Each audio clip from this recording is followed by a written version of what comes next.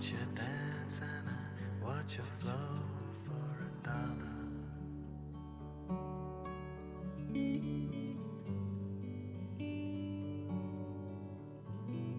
She dreams of Vegas and the desert strips, where she can dance and she can make a lot of money.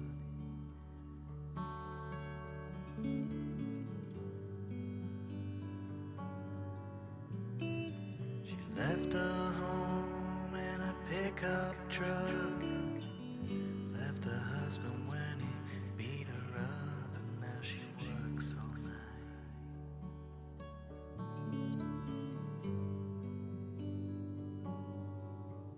But the Kansas wind won't freeze her heart, no rain just rolls right off her back. She's gonna be alright.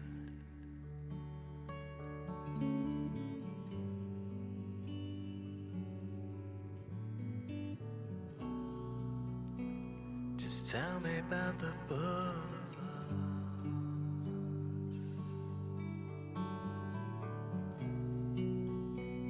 Tell me about your life in art.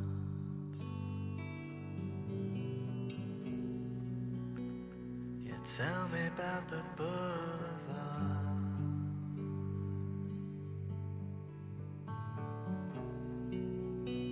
'Cause Europe always seems so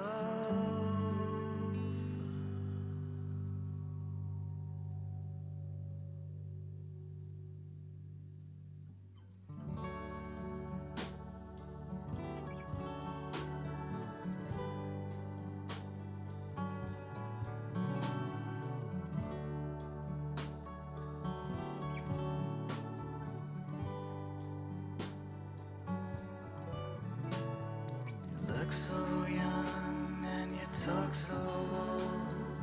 Lighten up, babe, I might just take you home if you're lucky.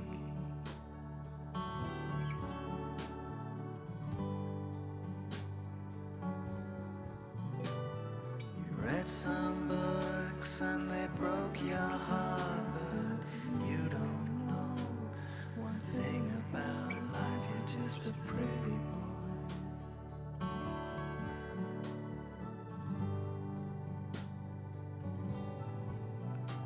And those bums on the corner will take your time, sell you the stories for a nickel and a dime. You could learn something.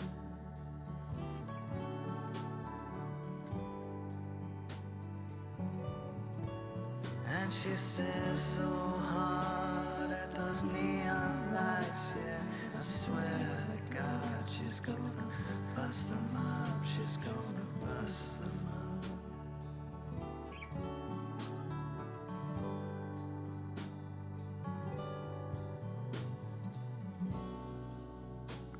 Just tell me about the boulevard.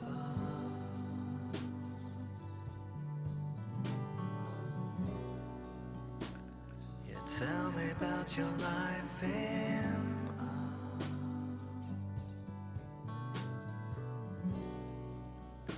Yeah, tell me about the boulevard.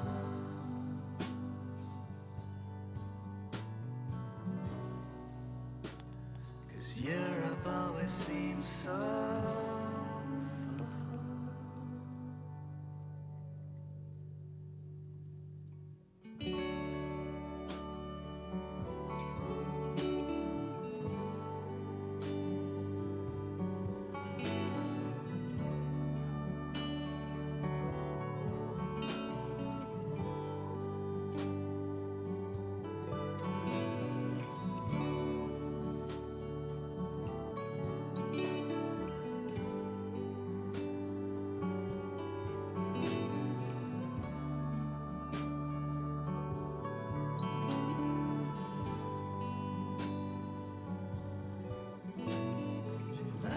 she lights a cigarette, throws her arms around my head. She says, I'll kill you.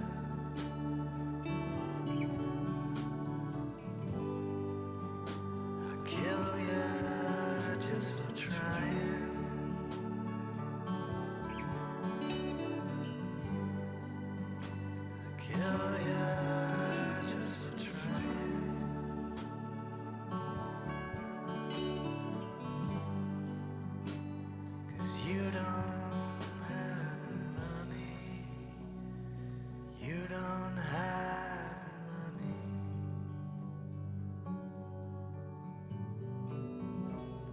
Just buy me a drink and we call it quits.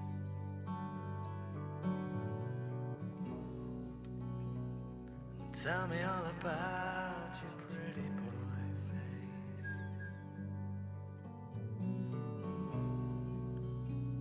Yeah, tell me all about your pretty boy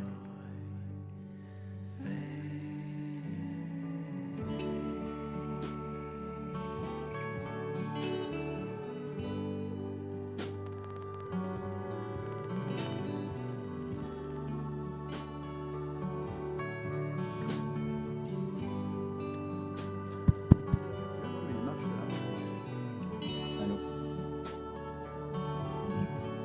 Allô, allô. Ça marche, vous m'entendez? Allô, est-ce que vous m'entendez? Ouais. Le matériel est un peu moins bien qu'Astérolux. Ils ont moins de financement un peu. Mais c'est une salle publique ici qu'on peut réserver à tout moment. Voilà. Bon voyage, au revoir. There's a black tinted sunset with the prettiest of skies. Laid back, rest your head on. C'est moi qui pilote la musique. Bonsoir.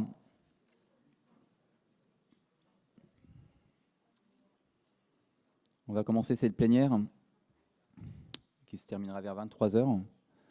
Très très longue. Installez-vous hein, sur les sièges marrons. Tous les sièges marrons sont réservés. Alors, donc on s'était dit qu'on allait refaire une remise des prix par atelier. Donc là, on a commencé à nommer, on va appeler, je pense, les 3 meilleurs ateliers liés à l'insertion.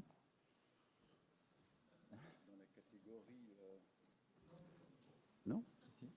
Dans la catégorie locale à Nantes, localisée au rue du Breil. Hein ? J'appelle Ping. On est assez content d'avoir été. Merci.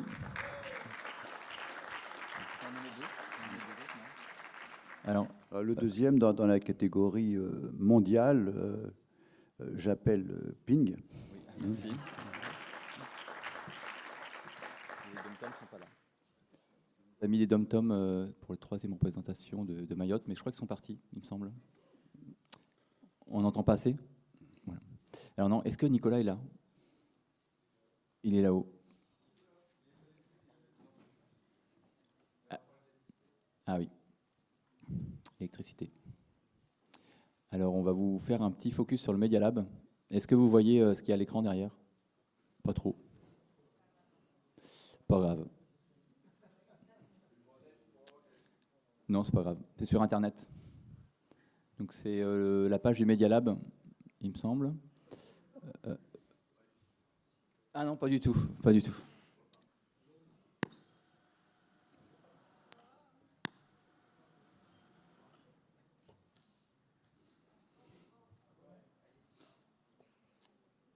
Ah, j'ai plus d'image, mince. Si c'est bon?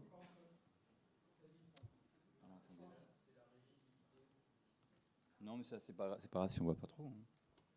Là, on voit là? Ouais, c'est bien. Nicolas, tu veux vraiment pas venir? Si. Mais je peux faire Nicolas. Hein. Ah, bravo.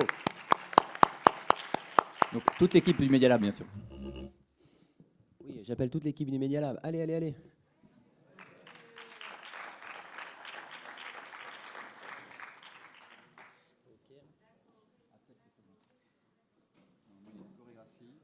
Non, non, on fait pas de choré. Allô? Ah, ok.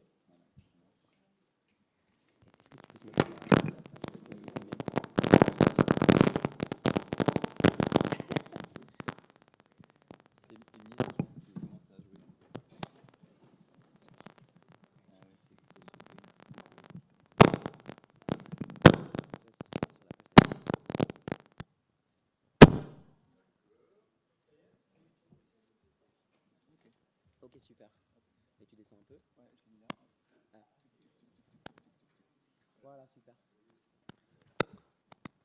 Bon, j'espère que vous n'êtes pas trop fatigué. Donc, Riol, Déborah, Xavier et moi-même, on est intervenus tout simplement sur les aspects de documentation, étant entendu que Numérique en commun, c'est un lieu de savoir et de partage de connaissances. Oui, plus haut? Ah, pardon. OK.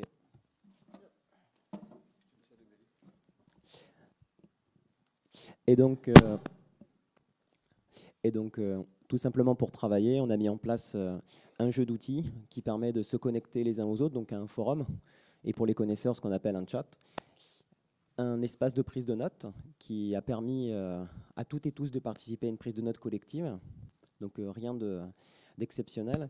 Et on a mis en place un espace de stockage et de partage de fichiers. Jusque-là, vraiment, c'était la base de la base. Donc sur la base de ces essentiels, on s'est permis de construire une archive des différents ateliers, des différents moments exceptionnels de numérique en commun. Pardon. Est-ce que tu peux descendre la page un peu ?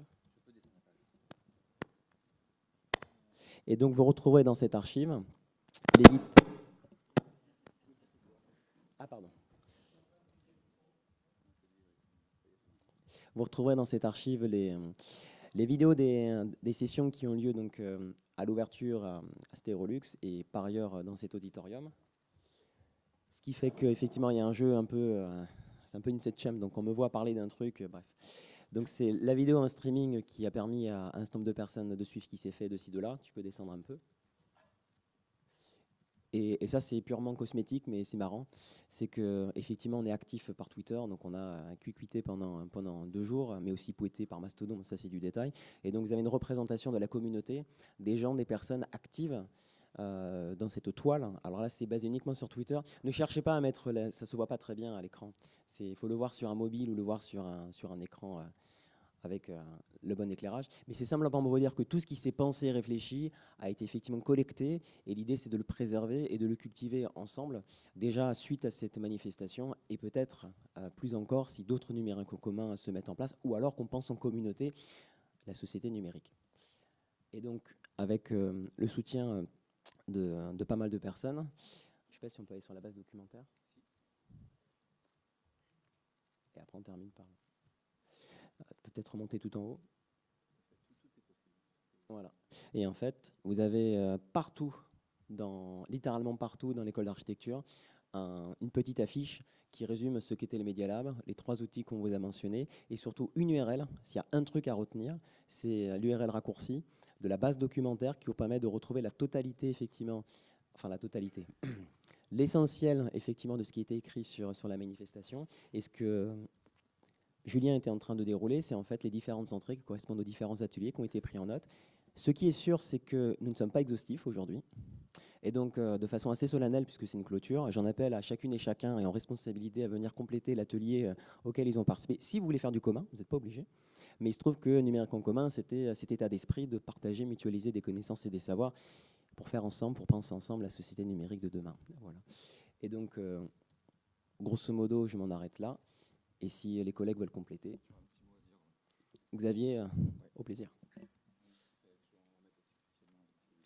On a gagné des clés USB.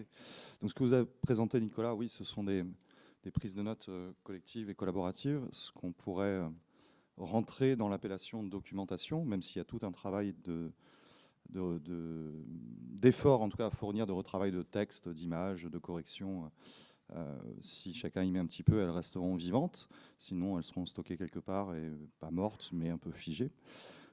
Pour faire ça, on a mis en place un Media Lab, qui est un processus définissable et particulier. Media Lab ne veut pas dire laboratoire de communication. C'est d'abord un travail de rencontre, d'agencement, d'infrastructure numérique, mais aussi de méthodologie et de travaux. Si Julien, tu veux bien me mettre le wiki, donc movilab.org. Et tu recherches Media Lab. Donc on s'est appliqué à nous-mêmes en fait nos recettes de documentation afin que si vous le désirez, dans vos événements, chez vous ou ailleurs, vous puissiez trouver la recette qui pour l'instant n'est pas parfaite de ce Media Lab pour que vous puissiez refaire un Media Lab chez vous à plus petite ou à plus grande échelle, le reproduire, le modifier, faire un peu différemment ou le partager à d'autres.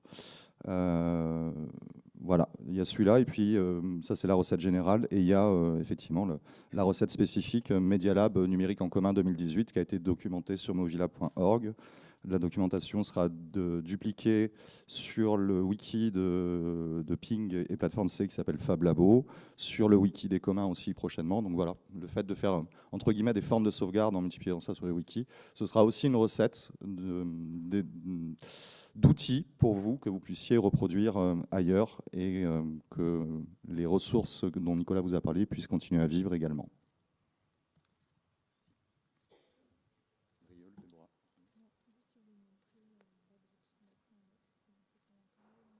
Ah oui, tu peux. Bon. Est-ce que je montrais la base documentaire là ? Ouais, la base documentaire, ça va être la dernière prise de notes. Sur la session de clôture, ah oui, sur le pad. Tout en bas. Ouais.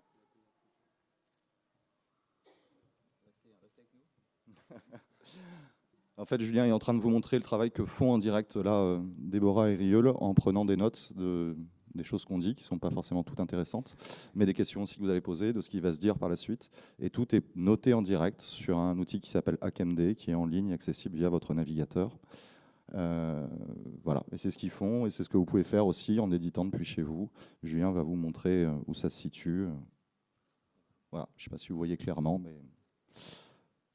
Et il y a plein d'autres outils comme ça que vous pouvez utiliser. Il n'y a pas que HackMD, il y a à vous de faire vos choix et vos usages.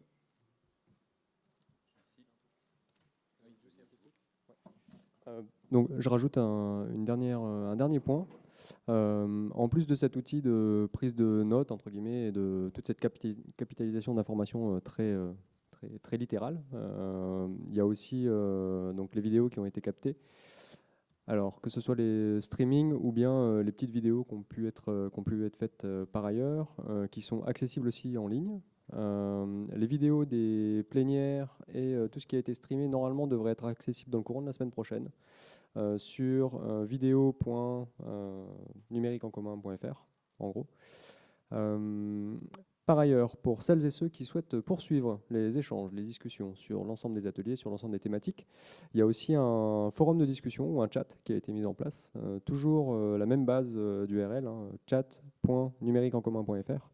Donc vraiment pas hésiter, parce que c'est un lieu d'échange, de discussion, de partage qui permet de compléter, voire d'aller au-delà en fait, des échanges qui ont pu avoir lieu pendant Numérique en commun et qui peuvent permettre aussi de partager d'autres ressources par ailleurs et d'avoir accès à l'ensemble de l'information qui a pu être capitalisée sur l'ensemble de ces 2 jours-là, avec un objectif qui est de pérenniser, les relations entre les personnes qui se sont nouées ici potentiellement, mais aussi et surtout de pérenniser un commun numérique qui commence à se mettre en place, donc, dont les modalités sont à définir pour la prochaine fois.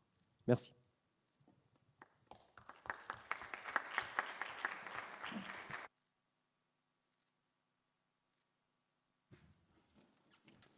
On dirait un cours un peu. Je rajoute que du coup, il y avait aussi les podcasts et les vidéos, donc Urban Prod et TV Rosé. Et voilà. Du coup, ils mettront tout leur contenu sur des clés USB de ce type-là, qu'on jettera après dans la Loire. Non, qu'on mettra à disposition aussi sur la plateforme. Voilà, ils seront là. Je les mets là. Du coup, pour la suite, pour introduire Alain Giffard, je ne sais pas si vous le connaissez, il était à la plénière entre midi 10 et midi 20. Du coup, on s'est fait une petite remarque en préparant cette conclusion, qui n'est pas une conclusion. C'était de se dire qu'il y a eu pas mal de rencontres de ce type-là depuis une vingtaine d'années, puisque du coup, les choses ont un peu démarré en 1998.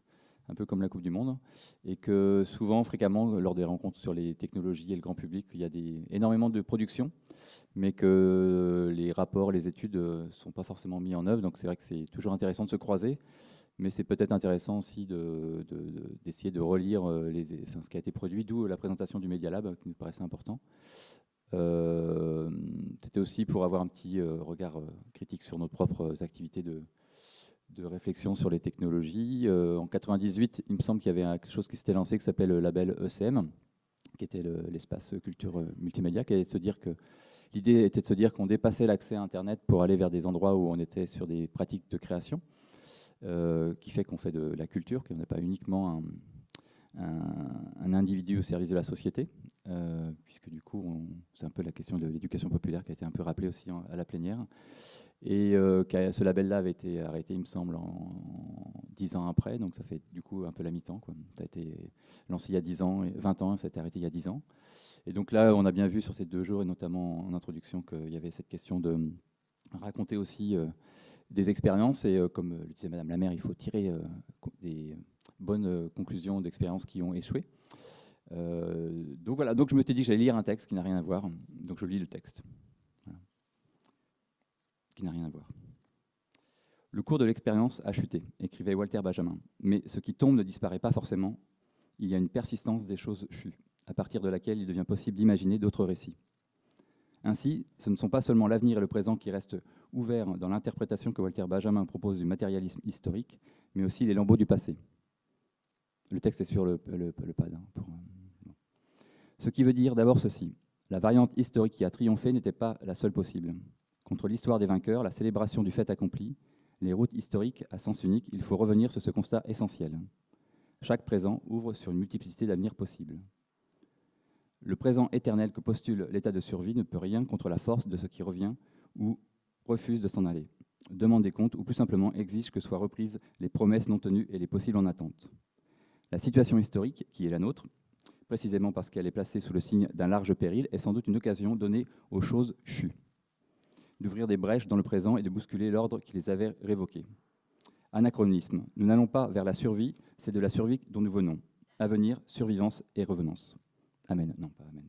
Voilà, donc c'est un extrait d'un livre qui s'appelle Mauvais temps, Anthropocène et numérisation du monde, et je trouvais que ça correspondait un petit peu à cette idée de compost numérique qui est ici.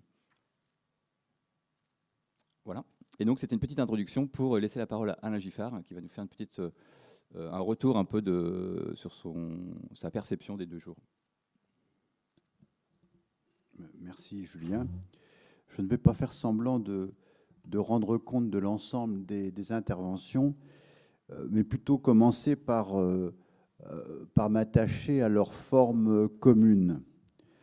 Cette forme, c'est d'abord un langage commun, une sorte de lingua franca ou une langue d'initié, avec un vocabulaire d'ensemble, et même parfois une grammaire, même si souvent cette grammaire se soit limitée à une liste de mots-clés ou même à une enfilade de mots-clés. Vous pourrez jouer à ce jeu-là dimanche, faire quels ont été les mots-clés qui revenaient le plus souvent et comment ils étaient enfilés. Et donc je propose un peu d'essayer d'interroger ce langage commun. Il a fonctionné comme une sorte de pidgin, de dialecte de communication entre deux groupes sociopolitiques, entre d'un côté les activistes de la médiation et de la culture numérique, et de l'autre côté les politiques des différents niveaux de pouvoir. Donc ça a fonctionné comme un pidgin, comme une langue de communication.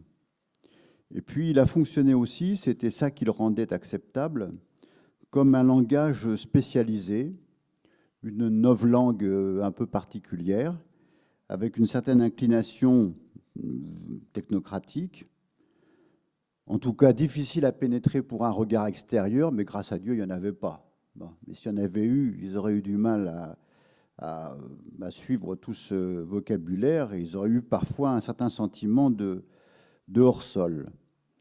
Mais ce langage commun, c'est pour nous une condition de survie. Hein. C'est un langage quechua, parce que sinon on n'aura plus de subventions.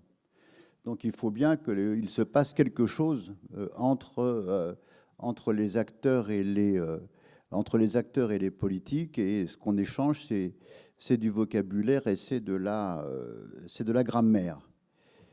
Ce qu'on peut donc se poser comme question, c'est quel est le prix à payer, quel est le prix que nous payons pour utiliser ce langage, hein. Quelle est la contre-dette par rapport à l'utilisation de ce langage? Autrement dit, en quoi nous permet-il ou ne nous permet-il pas de mémoriser, traiter, critiquer, partager notre expérience collective? C'est ça la question de Walter Benjamin et du beau texte que que Julien a lu, c'est la relation entre expérience et langage. Il y a des langages qui organisent l'expérience, confortent l'expérience, il y a des langages qui ruinent l'expérience.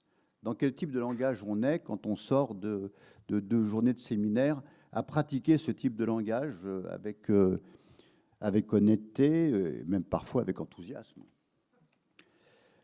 Sachant à propos des locuteurs que si nous, les activistes de la médiation et de la culture numérique, nous travaillons avec les pouvoirs, nous savons aussi travailler sans les pouvoirs, pour ne pas évoquer les méchants, comme dit Trump, qui travaillent contre le pouvoir. Mais en tout cas, il y a un triangle. À cet égard, la plénière d'ouverture, à laquelle j'ai eu l'honneur de participer, a été l'occasion d'un problème de communication. Enfin, on pourrait même dire de plusieurs problèmes de communication que vous avez vus sous vos yeux. Sachant aussi que d'autres partenaires, peut-être des amis, des publics, peuvent être rebutés, voire se sentir repoussés par notre propre jargon et n'y voir qu'un novlangue. Alors c'est un jargon à trous, heureusement. C'est pas une langue qui reproduit fidèlement la totalité de nos activités.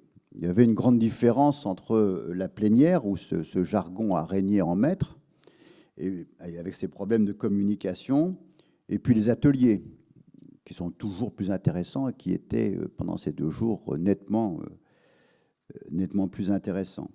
Entre le catalogue papier, que j'ai regardé comme ça, un peu avec un point de vue littéraire, et puis la réalité des échanges dans les ateliers, entre le programme et les discussions off. Voilà, c'était notre minute de démagogie nécessaire. Il y avait une différence entre les choses. Alors, se poser la question de notre langage commun par rapport à notre expérience, à notre histoire, c'est poser la question de la culture numérique comme culture technique. C'est ça, ce qui est derrière ces difficultés de langage, c'est le rapport que nous avons à notre objet, si nous le définissons comme étant l'objet de la culture numérique en tant que culture technique. Il y a quelques jours, j'avais une discussion avec un ami décroissant, enfin pas décroissant lui-même, décroissant du point de vue de ses idées, qui était un partisan de la décroissance, et qui est un très bon connaisseur du numérique. Et je peux lui faire remarquer que lui qui niait, dans la foulée de Jacques Ellul, la possibilité même d'une culture technique, était un parfait représentant d'une telle culture, ou du moins de l'hypothèse d'une telle culture technique en général. C'était plus fort que lui, et ce que je vous propose, c'est de dire que c'est plus fort que nous. Voilà, c'est plus fort que nous. Nous ne pouvons pas ne pas construire une telle culture technique, une telle culture numérique comme culture technique. Et donc, nous ne pouvons pas ne pas interroger les langages qui semblent s'y référer, comme ceux qu'on a vus pendant ces 2 jours. 2 mots là-dessus pour finir. On s'attend à ce que cette culture numérique soit une culture critique. Il n'y a pas lieu d'être pessimiste. J'ai vu ou croisé durant ces 2 journées suffisamment de visages dont je sais que la novlangue n'étouffe pas l'esprit critique. Mais il faudrait que cette culture technique se reconstitue comme une culture critique. Il faut aussi, sans faire de la propagande pour la culture de soi, que cette culture numérique ne soit pas confinée à un régime des objets, des choses, des données, des techniques, fussent-elles mises en commun. Notre sujet, c'était numérique, S entre parenthèses en commun. Lorsque j'ai adressé aux élus une question extrêmement simple au demeurant et très facile, très directe, sur les relations entre les politiques et les médiateurs, la première réponse avait substitué à médiateur, médiation. Elle avait substitué la fonction, la médiation, aux hommes et aux femmes, les médiateurs. Bon. Là, j'ai été très intéressé par cette réponse parce qu'il y avait là une énorme censure, hein, la censure sur les hommes, la censure sur la capacité à utiliser même des catégories que pourtant je tendais, hein, sur un plateau, la catégorie des hommes, des femmes et des sujets. La culture numérique, ce n'est pas un moyen pour maîtriser la technique, que ceux qui prétendent la maîtriser la technique continuent à prétendre la maîtriser. Mais il n'y a pas de maîtrise ni objective, ni subjective, ni théorique, ni pratique de la technique. Ce qu'on peut maîtriser, c'est la relation que nous avons avec la technique. C'est en définir un propre, une appropriation qui soit significative par rapport à nos singularités individuelles ou collectives. Tout de même, c'est ce que nous avons essayé et même réussi à faire pendant ces 2 jours. Merci.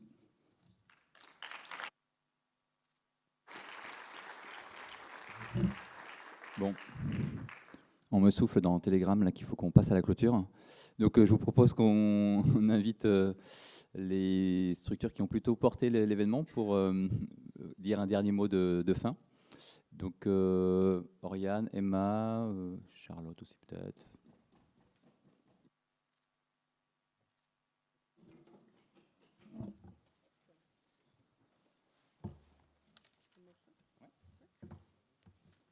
Qui commence? Alors, je commence. Emma Gariani de la Medlum. Vous avez pu voir Emmanuel Vandamme il y a 2 jours. Voilà, donc maintenant me voici. Voilà, moi je suis au titre de la Medlum et je pense qu'on est très heureux d'avoir eu autant de monde sur ce premier événement, voilà, cette première édition de Numérique en commun, hein, qui est donc la continuation des assises de la médiation numérique. Vous m'entendez? Oui. Voilà, portée pendant 5 éditions, aujourd'hui élargie sur un nouveau modèle avec des acteurs un petit peu différents autour de ces 3 thématiques-là et sur le modèle d'un événement réplicable. Donc on a repris les assises de la médiation numérique et on a tenté avec vous, avec Ping, qui a fait un formidable travail d'orchestration, de préparation, avec la mission Société numérique également, eh bien, créer quelque chose qui soit un petit peu différent, qui pivote un petit peu par rapport à ce qui avait été fait sur les années précédentes et qui est aussi le reflet des dynamiques que connaît le champ de la médiation numérique. Et je pense qu'aujourd'hui, la diversité des participants, leur nombre, puisqu'on était 600 sur ces 2 journées de numérique en commun, donc sans compter les offres qui ont eu lieu par ailleurs, ont montré à quel point ces thématiques de culture numérique, de transition numérique des territoires, de médiation numérique ces thématiques levaient des problématiques qui étaient partagées collectivement et à quel point on avait besoin de s'outiller, de réfléchir ensemble pour créer des réponses collectives à ces constats, à ces besoins partagés. Et donc, le Media Lab va permettre à chacun, à chacune d'entre vous de prolonger cette expérience-là que nous avons eue pendant ces 2 jours, c'est-à-dire de fournir du contenu et de fournir l'essence de la réflexion qui a été menée, par exemple, sur le track commun, pour créer les bases collectivement d'un travail qui a vocation à être réinjecté dans vos travaux, dans vos projets au quotidien, etc.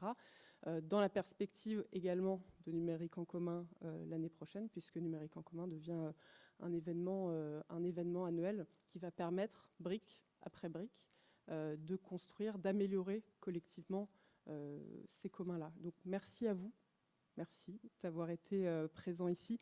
Merci aussi, je tiens à le préciser, à nos partenaires qui ont rendu possible cet événement-là. Donc je remercie vivement le groupe Caisse des dépôts, la Banque des territoires. Merci à vous d'avoir permis de rendre possible cet événement-là. Merci également au groupe La Poste, merci au groupe UP, merci à la Maïf, merci à Inno3, merci à la FING.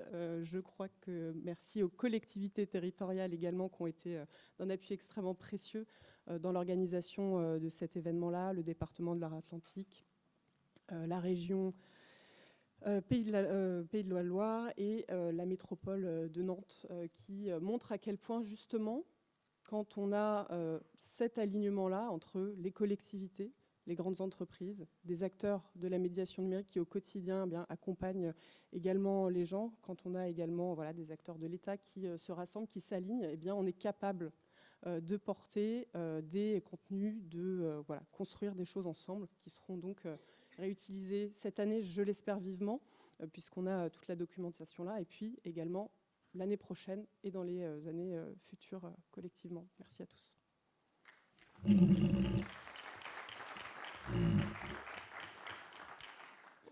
Moi, je voulais juste dire une petite chose. J'ai commencé par dire ce que c'était que la MEDNU, m'expliquer. C'était la plénière, on était dans le dire. On a passé ensuite 2 jours plutôt dans le faire, plutôt dans vivre la coopération que représente la MEDNU. Moi, j'ai adoré vivre ces 2 jours avec vous tous. J'ai passé 2 jours excellents. J'en sors dynamisé, reboosté. J'ai envie de faire plein de trucs sur mon territoire. On a eu plein de contacts, on a eu plein de retours, plein d'échanges super enrichissants. Donc, j'espère que c'était le cas de la majorité d'entre vous, et j'espère qu'on aura l'occasion de poursuivre ce type de temps de coopération qui sont absolument indispensables à la constitution de notre réseau. Donc merci, bravo à tous pour la participation.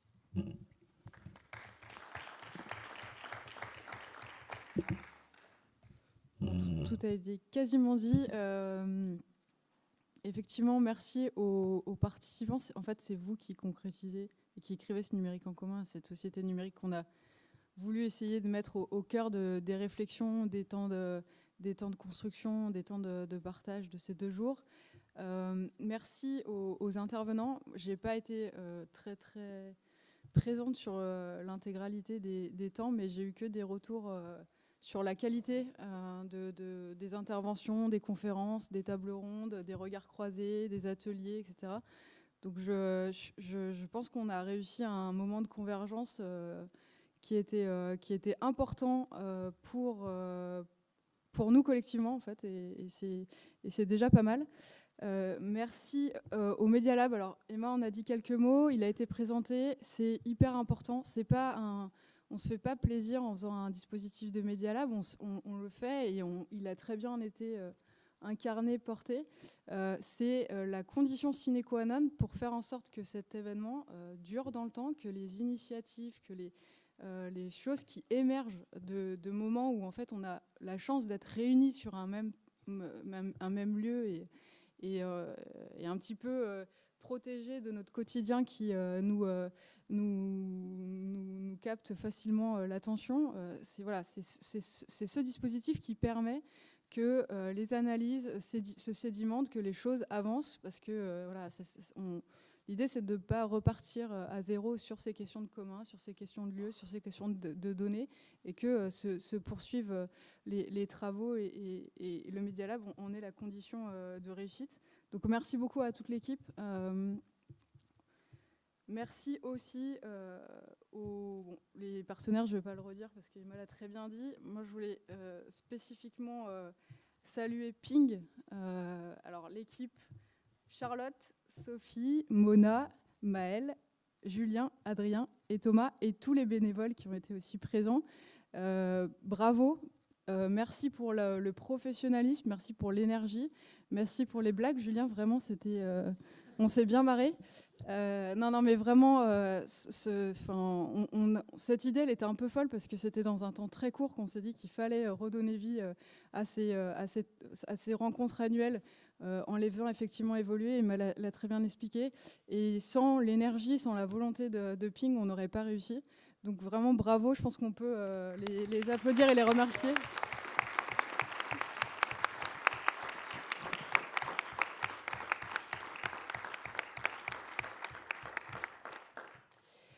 Merci à la MEDNUM. Je tiens aussi à remercier Pierre-Louis et Alexandre de mon équipe qui ont œuvré aux côtés de Ping et de la MEDNUM pour faire que cet événement ait du sens collectif, participe de notre mission d'intérêt général qu'on porte tous les jours. Donc merci à eux. Et voilà. Tout commence aujourd'hui pour écrire vraiment ce numérique en commun. On s'est fait plaisir sur ces 2 jours. C'est déjà bien. On a été, moi, je suis toujours ravie d'être là, dans ce type de configuration, parce que je trouve que c'est quand même, c'est des cadres qui sont bien. Il y a de la bienveillance, il y a de l'énergie, il y a de la volonté, Et on peut être optimiste sur la société numérique, même s'il y a des défis à relever, et on en est, je crois, tous conscients, et c'est très bien. C'est un événement qui, effectivement, a été imaginé, conçu comme un événement ouvert et réplicable. On attend toutes les candidatures pour la 2e édition. Et ce ne sera pas à Nantes, même si Nantes a été un formidable tremplin. Donc voilà, merci à tous. N'hésitez pas, ceux qui ont envie de vivre 6 mois complètement fous pour organiser Numérique en commun avec nous. On vous attend nombreux. Et puis, on vous attend aussi pour les autres initiatives que vous portez au quotidien pour une société numérique innovante, inclusive, humaine, bienveillante, et tous les objectifs qu'on a réussi à mettre à côté de ces mots durant ces 2 jours. Merci à tous.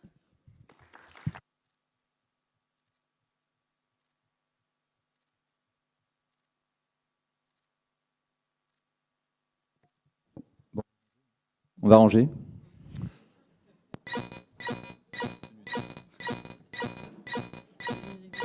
En général, on met ça pour que les gens partent. D'habitude, ça marche, mais j'ai l'impression que ça marche pas. C'est pas assez fort. Ah, voilà.